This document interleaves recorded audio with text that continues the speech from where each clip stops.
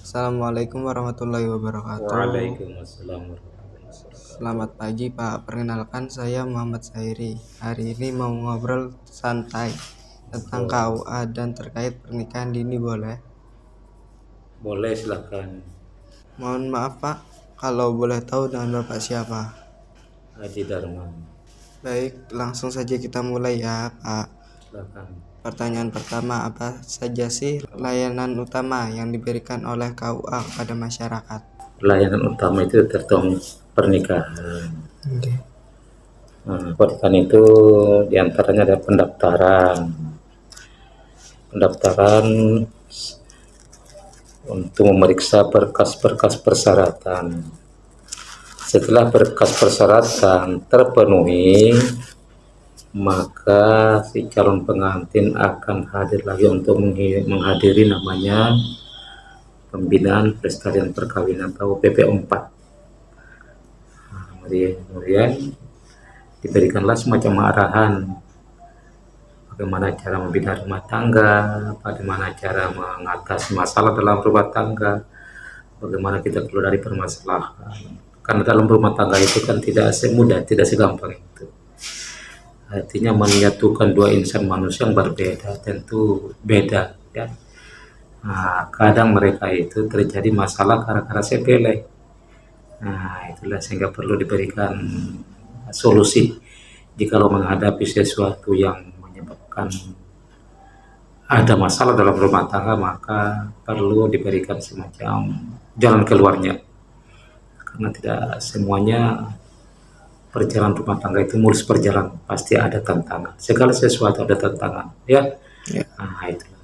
Setelah itu mereka sudah melakukan BP4, barulah melaksanakan pernikahan. Kemudian dari pendaftaran itu minimal 10 hari. 10 hari setelah mendaftar baru bisa dilaksanakan pernikahan. Itu paling minimal ya. Tapi lebih daripada nggak jadi masalah. Yang penting boleh sih kurang daripada 10 hari, tapi harus ada namanya surat dispensasi dari camat. Apakah dibolehkan atau tidak? Itu artinya kecamatan punya kewenangan untuk mengatakan boleh tidaknya untuk dilaksanakan pernikahan di bawah daripada 10 hari. Kenapa demikian? Karena mungkin dari persyaratan banyak yang harus diperbaiki. Baik dari segi datanya, baik dari segi persyaratan lain itu harus diselesaikan. Jangan sampai terjadi pernikahan, kemudian persyaratan-persyaratan yang dimiliki oleh seorang calon pengantin tidak terpenuhi, akan menjadi fatal masalahnya. Ya itu aja kira-kira. Okay. Oh iya, mohon izin Pak, ini kami record dan bakalan kami upload ke akun sosial media OSIS SMAN 1 Mantebe, boleh? Boleh, silahkan. Selanjutnya, bagaimana prosedur pendaftaran pernikahan di KUA ini Pak? Prosedur pendaftaran, pertama calon pengantin datang ke kantor desa dulu dengan membawa dokumen dia. Dokumennya apa? Di antaranya akte kelahiran, yang kedua KTP-nya, yang ketiga kartu keluarga. Nah, itu yang perlu dibawa itu ke kantor desa. Nanti kantor desa mengeluarkan surat keterangan mau nikah. Ada namanya model N1, N2, N3, dan N4. N1 itu adalah permohonan. N2 itu adalah surat persetujuan calon pengantin. Kemudian surat keterangan orang tua. Setelah mereka dapat surat dari desa, nanti desa akan melakukan lagi namanya esimil. Dia ada kerjasama dengan kantor KB untuk ya persiapan untuk menikah juga. Perlu di input datanya. Setelah terpenuhi semuanya itu, maka seorang pengantin lagi dia harus ke kantor puskes untuk minta imunisasi. Karena imunisasi itu adalah bagian dari pendaftaran, dari persyaratan pendaftaran. Nah, setelah terpenuhi semua itu persyaratannya, ada KTP-nya, ada kartu keluarganya, dari bapaknya ada KTP orang tuanya, kemudian ada surat dari desa, kemudian ada surat dari KB, alias email, kemudian ada lagi dari surat imunisasi dari puskes, kemudian dibawalah ke kantor KUA. Kantor KUA itu akan kembali memeriksa persyaratan-persyaratan ada. Apa yang harus diperiksa adalah dari persyaratan itu. Nah, setelah terpenuhi dari persyaratan, maka KUA kembali memeriksa datanya.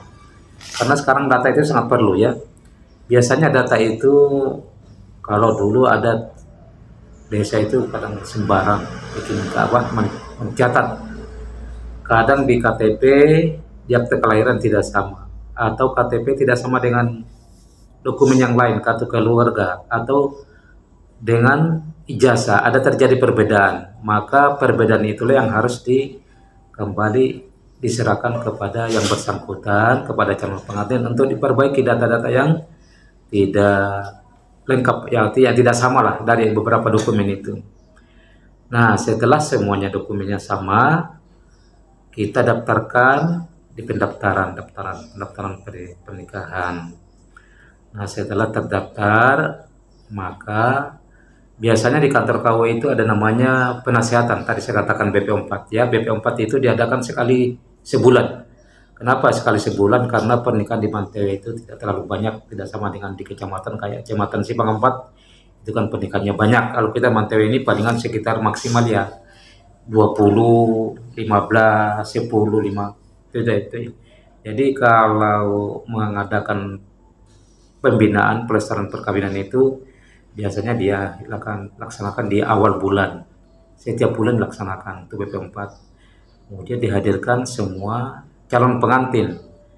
Nah, kemudian nanti ada 3 narasumber yang mengisi kegiatan itu, diantaranya dari kantor KUA sendiri, yang kedua dari kantor keluarga berencana KB, yang ketiga dari kesehatan dari puskes. Mereka masing-masing berikan materi, ada dari kesehatan, ada dari KB, dari KUA, dan dari keagamaannya. Diberilah semacam mengedukasi kepada calon pengantin.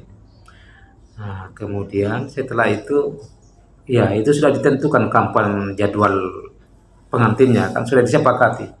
Ada kesepakatan antara calon pengantin dengan kepala KUA atau penghulu yang ada di KUA untuk melakukan pelayanan pernikahan.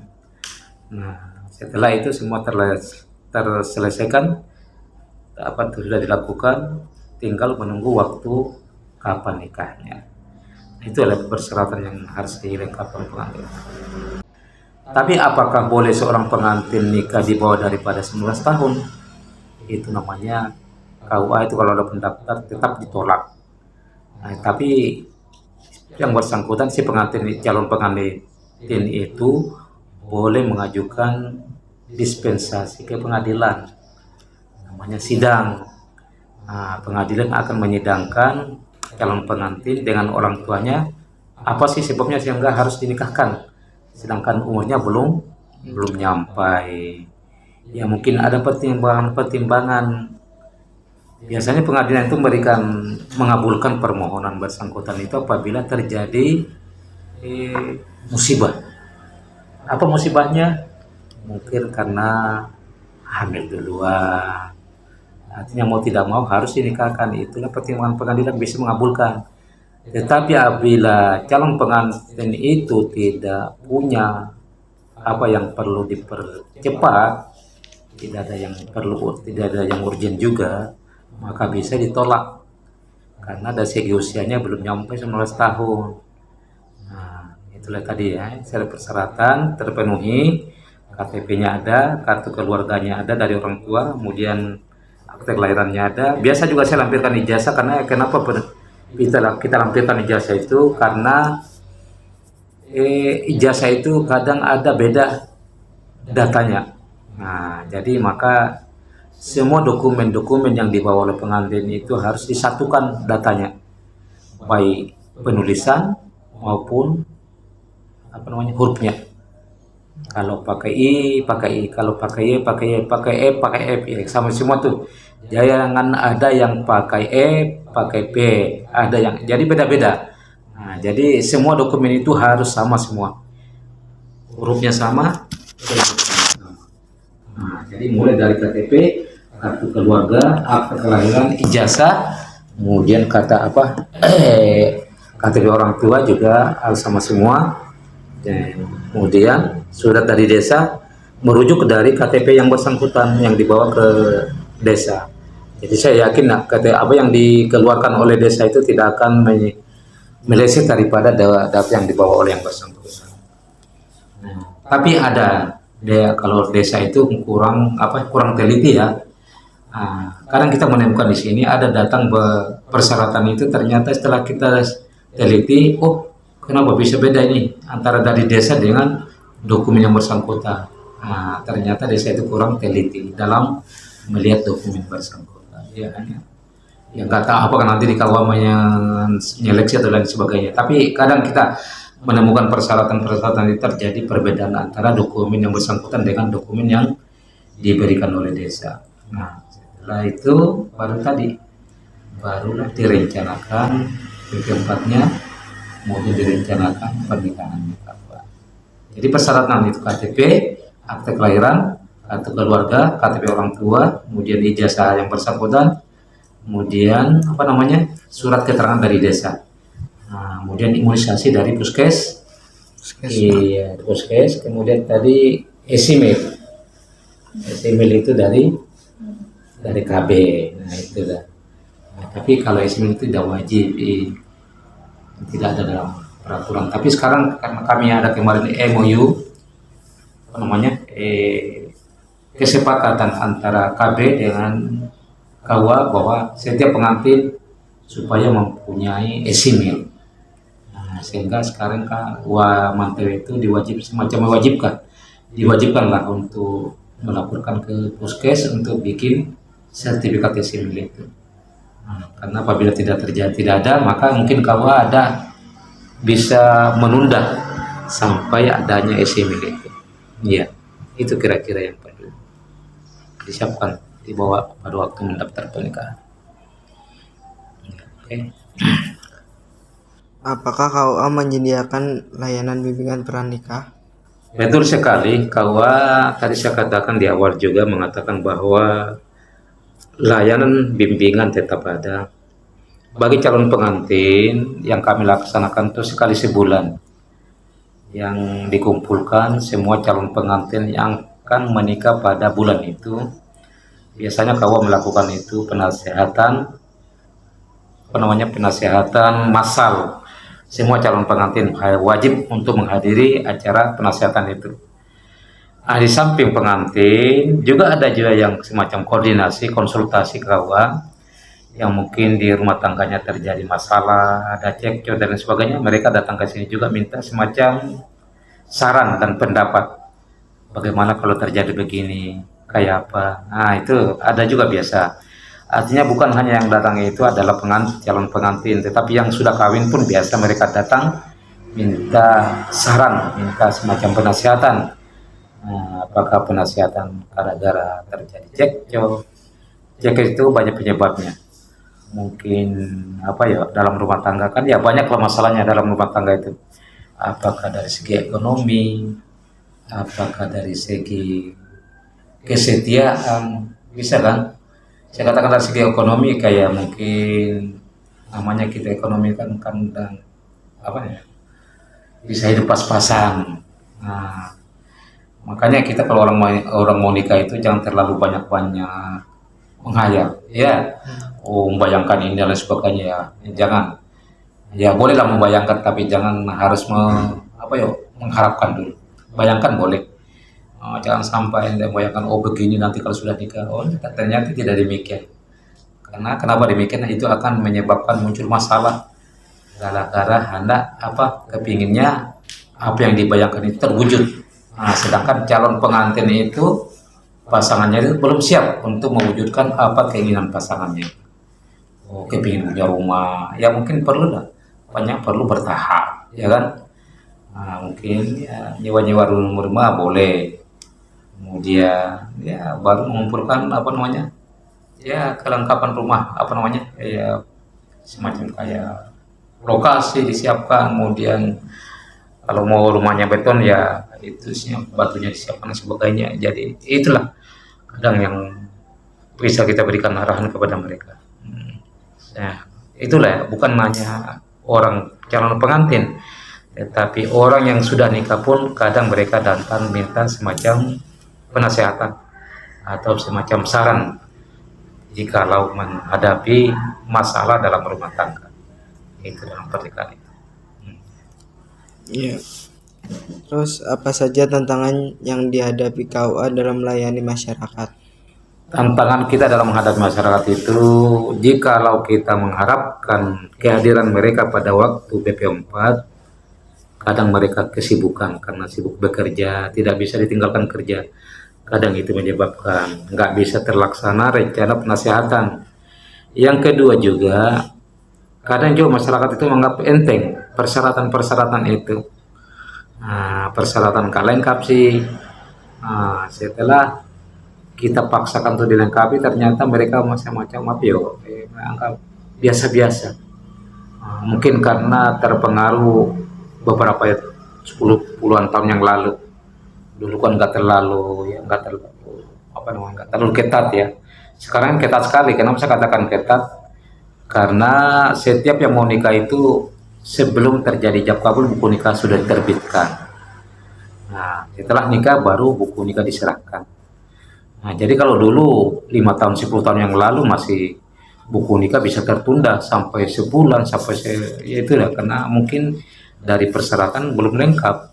Tapi kadang masyarakat petugas yang dulu itu yang penting laksanakan dulu lah daripada terjadi sesuatu yang kita diinginkan. Kadang. Jadi kalau sekarang ini, ini sangat ketat sekali dalam persyaratan itu. Tidak boleh semacam dianggap enteng.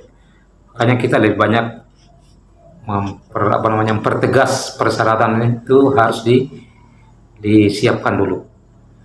Kemudian dokumen-dokumen tadi yang saya katakan yang belum pas dipaskan dulu data-datanya. Setelah itu baru kita terima. Kalau sudah diterima itu akan kita registrasi. Akan sudah bisa dijadwalkan pernikahan itu. Ya.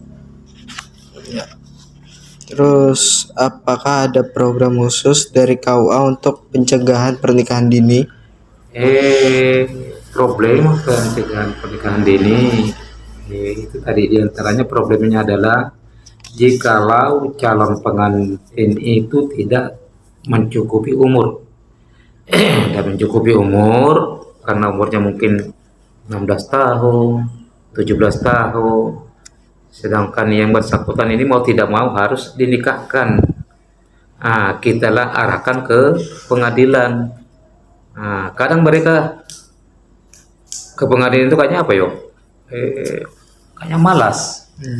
Namanya menghadapi ke pengadilan itu kayak karena mungkin nggak terbiasa, nggak tahu ya. Akhirnya kadang itu menjadi problem buat kita. Dinikahkan kita yang salah, belum sampai satu umurnya tidak dinikahkan, sedangkan begini sehingga ya mau tidak mau yang bersangkutan itu kadang mengambil jalan pintas. Jalan pintasnya apa? Kadang mencari penghulu-penghulu di bawah tangan. Itu sehingga terjadi namanya nikah-nikah siri. Kalau sudah terjadi nikah siri, maka yang bersangkutan tidak akan memiliki buku nikah. Tidak tercatat pernikahannya. Maka dalam sistem negara itu tidak orang yang nikah siri karena tidak tercatat pernikahan maka dikategorikan sebagai pernikahan tidak sah secara hukum agama, secara hukum negara karena tidak tercatat. Tetapi hukum agama mungkin sah. Kenapa demikian? Karena sudah memenuhi syarat dan rukun pernikahan secara agama. Itulah biasanya problema itu.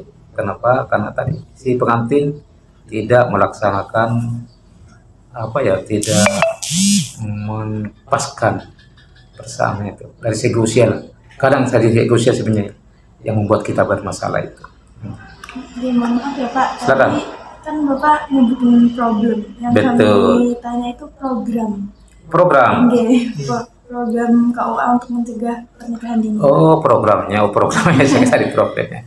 Program KUA untuk mencegah pernikahan dini, diantaranya program kita itu kerjasama dengan KB selalu mengadakan penyuluhan ke masyarakat, terutama ya ke melewati desa juga kita saya berikan penyuluhan bahwa supaya desa tidak meneruskan ke KUA persyaratan-persyaratan yang belum sampai usianya.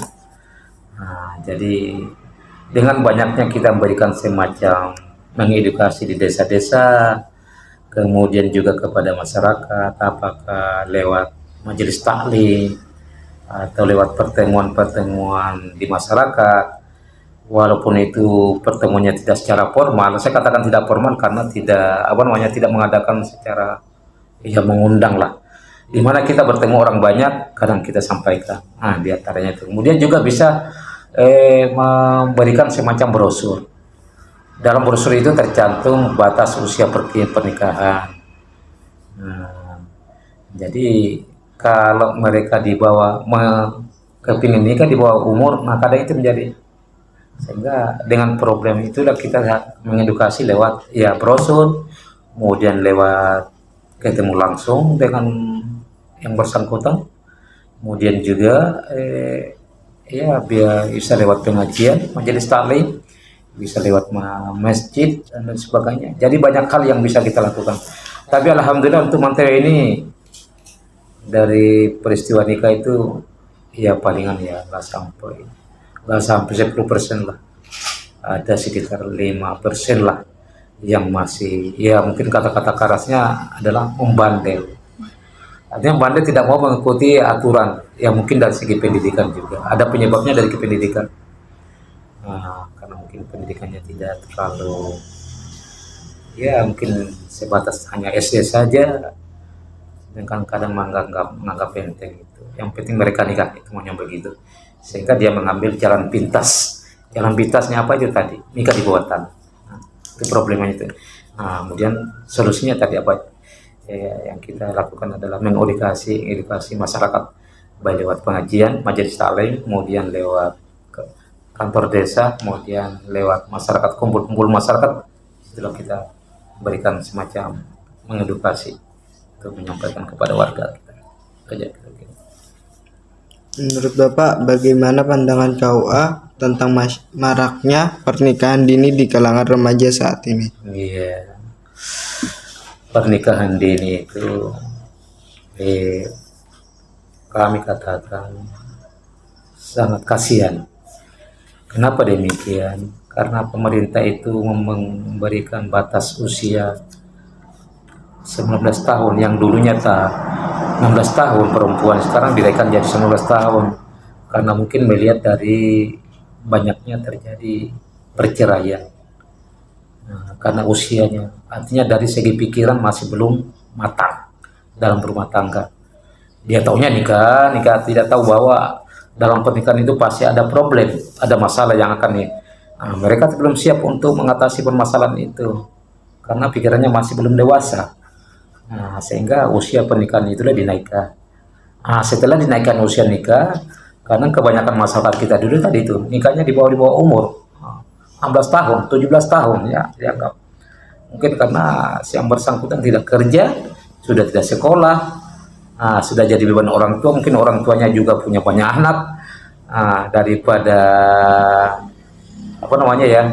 menjadi beban pikiran orang tuanya. Ini kebetulan ada orang yang kepingin mengambil alih kewajiban orang tua, ya sudahlah, nikahkanlah. Nah, kadang itu. Nah, jadi itulah sehingga terjadilah pernikahan di bawah usia atau di pernikahan dini itu. Tapi alhamdulillah tadi sekarang ini setelah kita banyak mengedukasi masyarakat sudah mulai berkurang. Tapi tetap ada. Nah, kalau sudah datang pendaftar di bawah usia, maka kita arahkan ke pengadilan. Nah, pengadilan punya pertimbangan juga. Dengan diadakan sidang dipertimbangkan oleh mungkin pertimbangan itu daripada terjadi begini dan sebagainya. Kadang pengadilan mengabulkan, tapi kadang juga ditolak. Kenapa ditolak? Karena mungkin dilihat dari segi usia belum mampu, belum matang untuk berpikirnya, dan dari segi ekonomi dia mampu aja terus masih sekolahan. Nah, kadang pengadilan itu tidak mengabulkan. Tetapi jikalau usianya 6-17 tahun, tapi dia pikiran matang, ya bisa juga pengadilan mengabulkan. Jadi tergantung bagaimana nanti pengadilan melihat perkembangan itu bersangkutan. Nah, jadi kami di sini tetap kalau sudah ada dispensasi dari pengadilan, walaupun usianya di bawah 19 tahun, maka KUA tidak punya hak untuk menolak lagi. Tetap dilaksanakan pernikahan.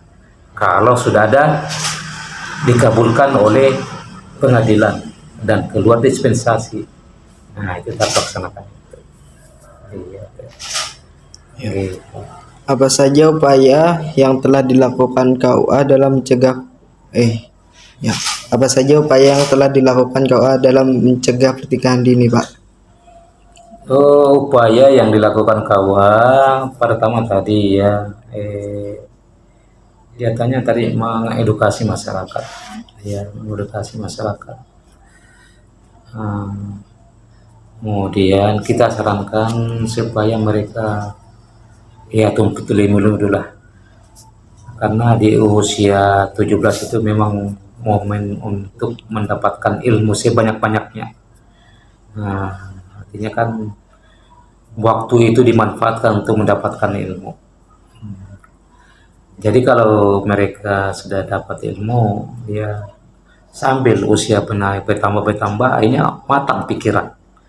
Nah, jadi tadi kita mengarahkan aja, tetap mengedukasi kepada masyarakat untuk ya menunda pernikahannya dulu sebelum sampai umur 19 tahun. Tetapi juga kalau harus terpaksa, maka KUA tetap mengarahkan dia harus ke pengadilan. Itu yang dilakukan. Menurut Bapak pribadi, bagaimana pengaruh seni Islam terhadap pemahaman remaja tentang pernikahan? Alhamdulillah, ini karena anak-anak kita sekarang ini mungkin di sekolahan sudah mendapatkan ilmu, ya, atau mungkin hanya bukan ilmu, karena ada juga namanya ekstrakurikuler ya. Nah, diantaranya juga mungkin anak-anak sekarang kan sudah ya, terutama yang aktif lah, yang saya katakan aktif di luar majelis taklim, ya mungkin ada ikut pengajian, ya ikut ya, namanya ya. Jadi banyak hal yang menyebabkan mereka sudah punya ilmu lah. Nah, jadi artinya kita nggak terlalu repot lah, apalagi kalau dia sudah punya dasar ilmu. Apakah biasanya lulusan dari pondok, atau mungkin sanawianya di pondok, SMA-nya bisa juga terjadi, atau bisa juga ya dua-duanya langsung dari pondok semua. Nah, jadi tidak terlalu repot lah. Yang repot kita itu kalau dia tidak sama sekali punya ilmu keagamaan. Jadi mau tidak mau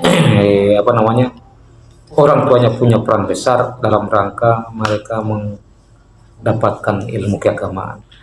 KUA itu adalah sebenarnya KUA mengadakan BPO 4 itu penasihatan, supaya mereka setelah masuk ke rumah tangga mereka sudah dapat ilmu, minimal ilmu di BPO 4 itu mereka sudah dapat ilmu agama.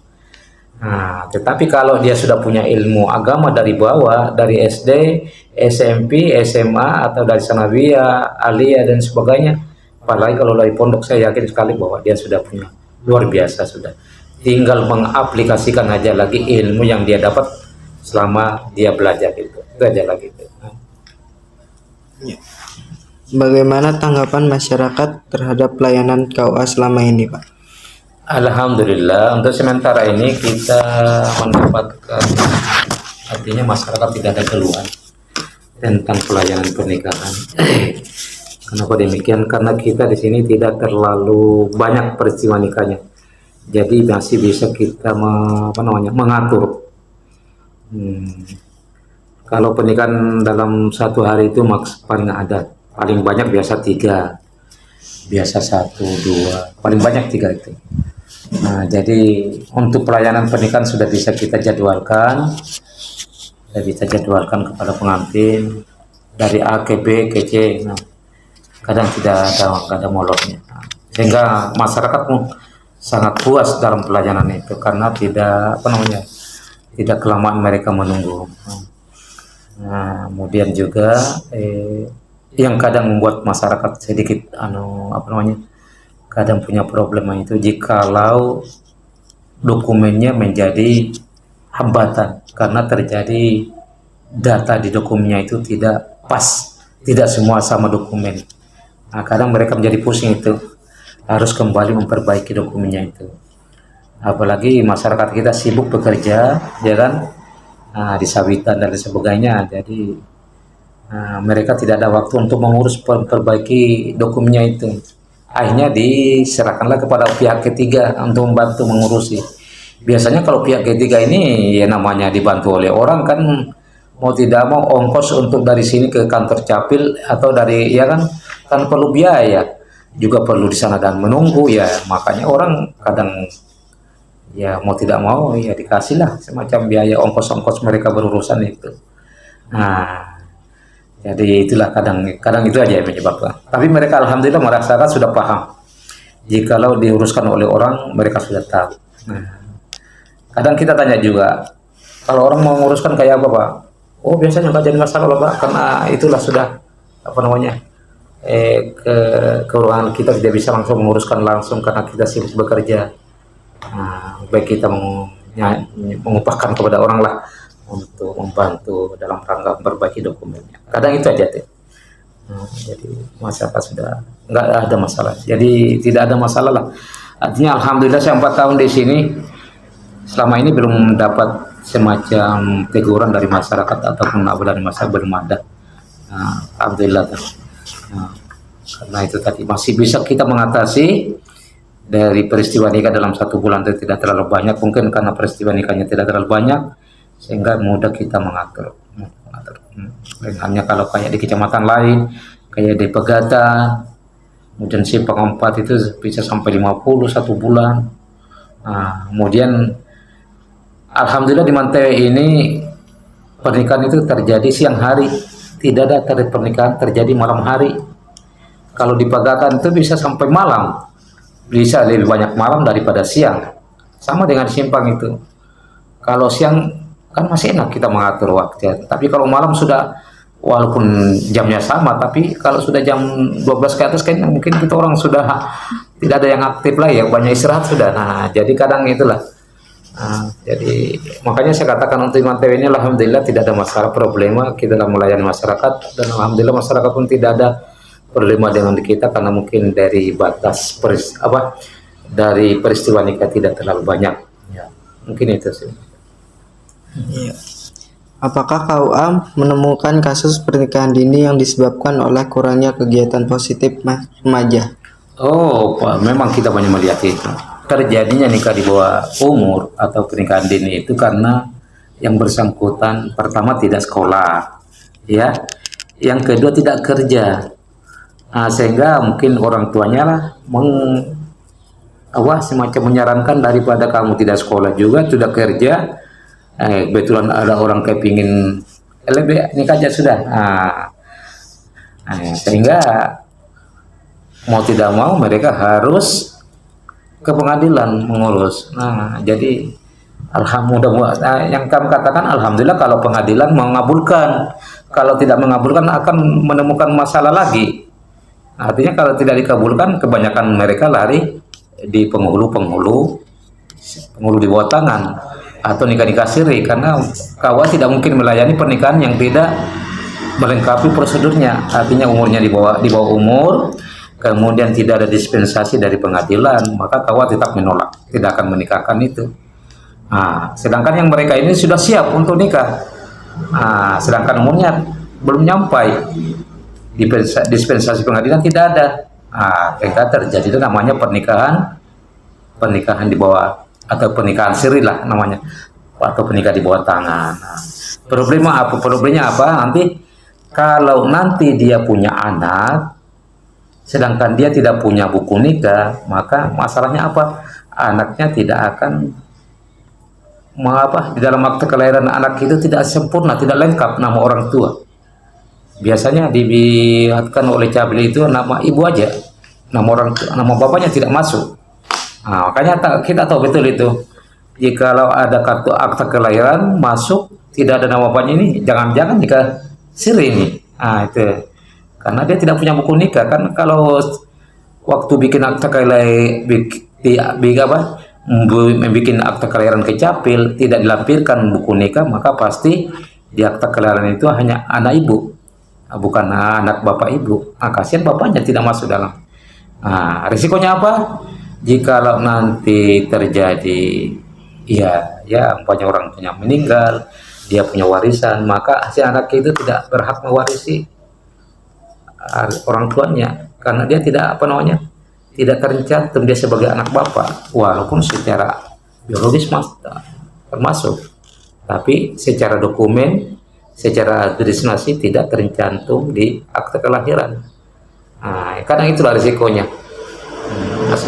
Itulah sehingga efek negatifnya lah jikalau yang bersangkutan itu tidak lengkap di dalam akte kelahiran, artinya nama orang tua tidak lengkap di dalam akte kelahiran.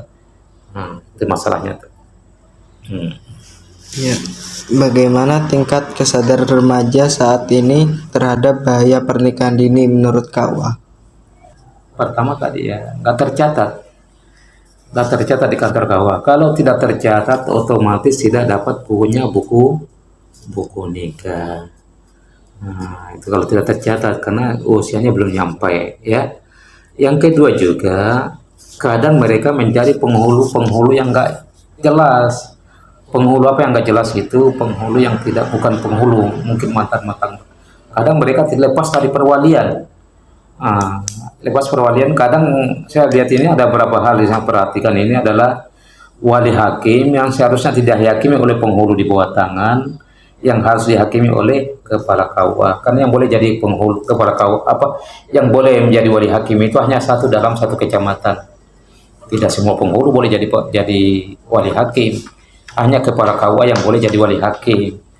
Nah, banyak kan begitu. Saya pada kemarin ada di Korejo ya. Itu wali hakim, tapi dinikahkan oleh penghulu di bawah tangan. Kenapa jadi demikian? Karena usianya nggak nyampai. Nah, usianya yang nyampai, dia sudah punya semacam positif thinking ya. Ini kalau kita ke KUA mendaftar nih pasti ditolak nih karena usianya belum nyampai. Akhirnya dia punya inisiatif lah mencari penghulu di bawah tangan, sedangkan sedangkan dia tidak punya wali. Akhirnya dicarilah. Nah, penghulu yang di bawah tangan ini dia tidak tahu dari kapan dia boleh menjadi wali, boleh menikahkan wali hakim. Nah, kadang itulah masalahnya itu artinya dia berani menikahkan yang tidak seharusnya dia menjadi wali, karena dia tidak punya kewenangan menjadi wali hakim ya. Terakhir sebelum penutupan nih Pak, apa harapan KUA terhadap peran masyarakat dalam urusan keagamaan? Iya, kita harapkan masyarakat itu punya peran luar biasa. Artinya ajaklah anak-anak kita untuk belajar. Artinya jangan kita hanya mengharapkan di sekolahan kan hanya terbatas waktu ya. Waktunya apalagi kalau belajar agama mungkin dalam 1 minggu 1 jam ya. Berapa jam itu? 2 jam ya? 2 jam kali berapa? 30 menit ya, 1 menit 1 jam itu. Hanya sangat singkat sekali. Kalau hanya mengharapkan ilmu dari sekolahan, luar biasa kurangnya. Jadi mudah-mudahan masyarakat mengajak anak-anaknya untuk berpartisipasi dalam menuntut ilmu di luar ekstrakurikuler.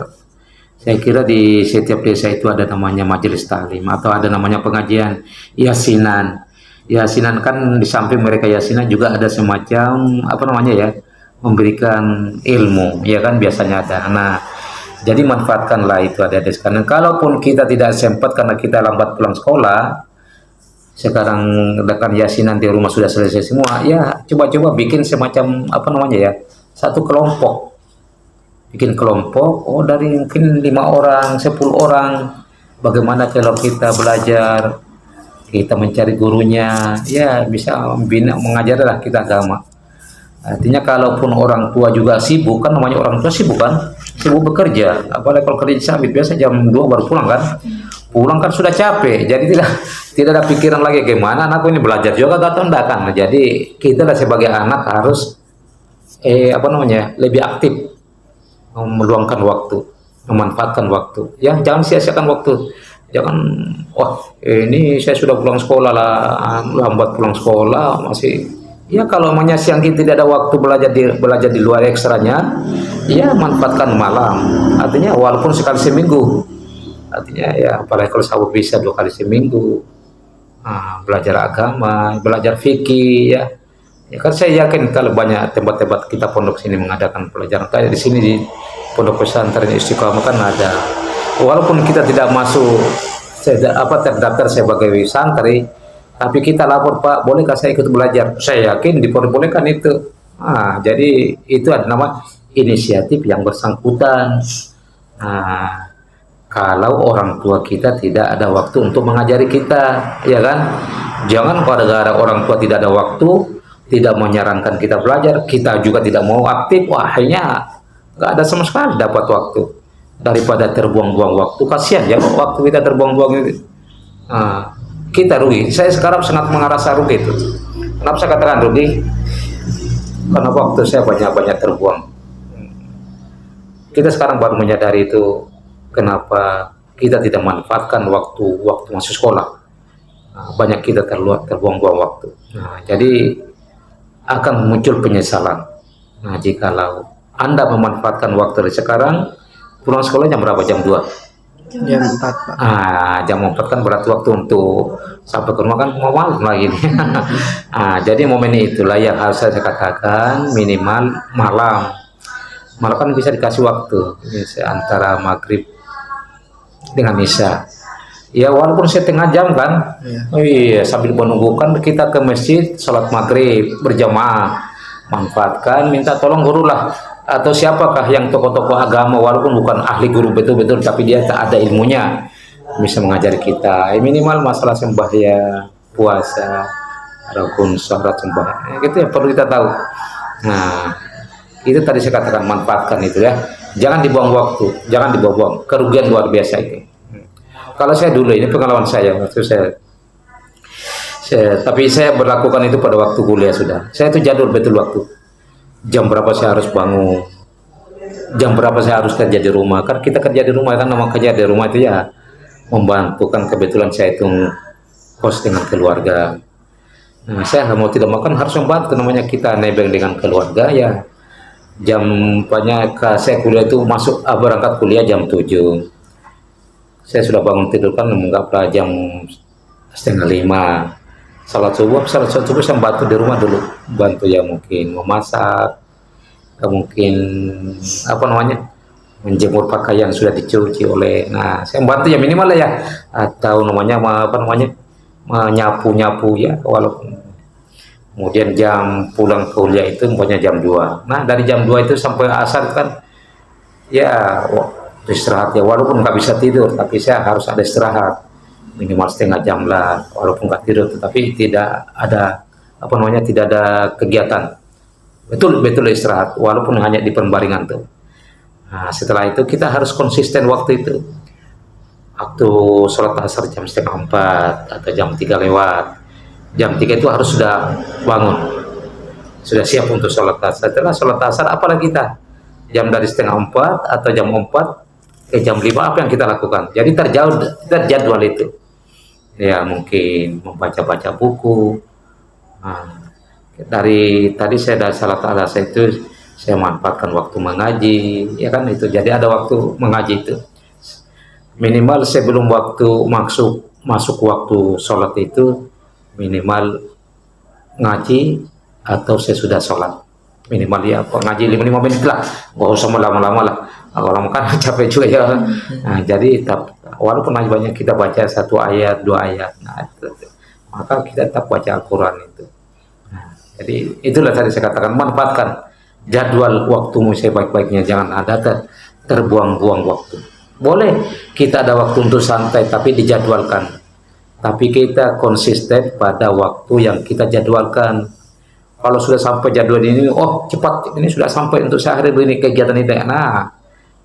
Itu harus begitu, kita konsisten itulah. Apalagi kita sama orang tua, kan enak kita sama orang tua. Ada masakan ya kalau jadi tinggal makan. Tapi kalau banyak kita enak lah ya, yang penting coba diatur lah waktunya, jadwalmu diatur sedemikian rupa lah, artinya jam setengah 8 sampai jam 2 ada, atau sampai jam 4 ada sekolahan, jam 4 sampai jam 5 apa yang harus lakukan, jam 5 sampai jam 6 apa yang harus lakukan. Nah, itu jadi itu namanya jadwal.